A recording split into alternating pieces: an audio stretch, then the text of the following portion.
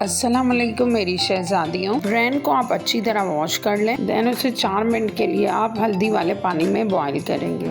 एक प्याज को आपने 4 से 5 टेबल स्पून में फ्राई किया है लाइट गोल्डन। देन आपने ब्रेन ऐड किया है, 1 टीस्पून अदरक लहसुन ऐड किया है, मिक्स करें और 3 से 4 table spoon tomato paste add करें। टोमेटो फ्राई करने के बाद आप 1 टीस्पून कुटी हुई मिर्च ऐड करेंगे, ड्राई मेथी 1 टीस्पून, हाफ टी स्पून गरम मसाला, हाफ टी स्पून लाल मिर्च पाउडर, नमक हस्बे जायका, 1 टीस्पून ब्लैक पेपर या काली मिर्च का पाउडर और ज़ीरा हाफ टी स्पून। इन सबको ऐड करते हैं, मिक्स करें। देन 2 टेबल स्पून दही ऐड करेंगे, उसे भी मिक्स करें।